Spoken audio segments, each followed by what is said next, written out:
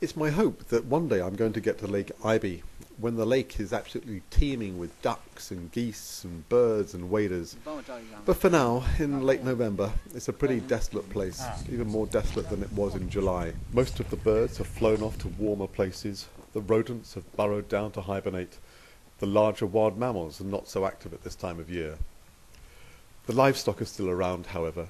The camels, with their large, soft feet, don't do too much damage to the vegetation, but the goats, with their sharp hooves, break the soil surface, making it susceptible to erosion, and they nibble away at the reserve vegetation, limiting its growth. The main purpose of this visit was to visit the village of Cocobasto, in the middle of the north side of the lake. It's a village of about 51 households, that's about 250 people. The villagers are all ethnic Kazakhs, and they're all livestock herders. They've been there several decades, and it's a hard life. The grazing land that they occupy within the nature reserve is about 700 hectares in extent, and on that they graze about 1,300 goats and sheep, 30 cattle, and some horses and some camels. You can see here how the goats have nearly killed some of the poplar trees by nibbling at the bark. And in the winter, the livestock needs to be corralled to feed them at night time. They're fed either poplar leaves from the trees, which are swept together during the fall. These leaves are piled high behind strong fences and are mixed with fodder, which the herders buy from the town about 2 hours away. And the dog enjoys sitting on the top to catch the energy from the last rays of sun.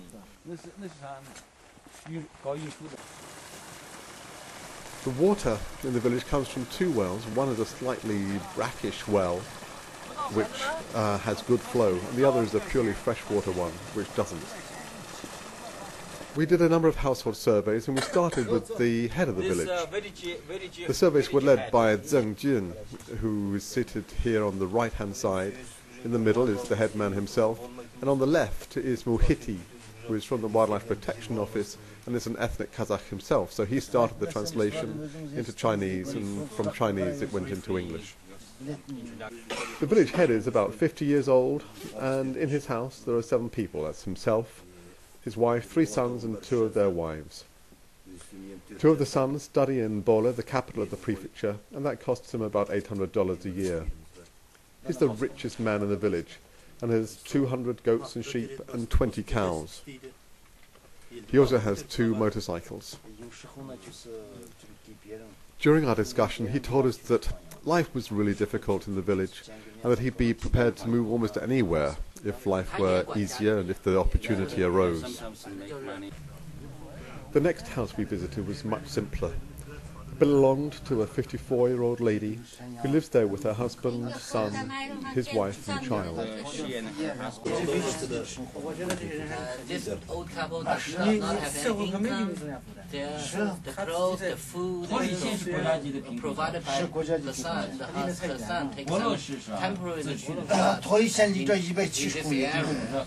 Or cotton picking, or go to some old 这样子到48公里以后有这个30米公路不是，他从阿拉山公路往托里直接修了一条路，30米明年就要铺油了，可能才修的，去年修通的。过去是这样过去翻山，翻山越岭走170公里。原来我想从托里过来的。 Far from commercial racing because they just 那你就是这样翻过来的嘛？这上面叫喇叭河，喇叭河这样子过来的。Actually, I can define them as a poor population. 那170公里。 So if in this project we can have some plan for them, I think because they are in the very bottom.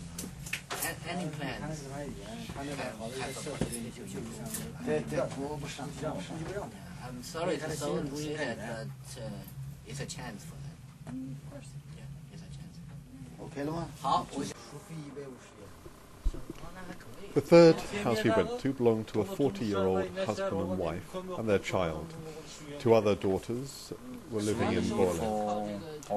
This couple has 50 sheep and goats and 2 cows, and that's what most of their income comes from. 10 years ago, the husband had work each fall gathering brine shrimp eggs off the lake surface.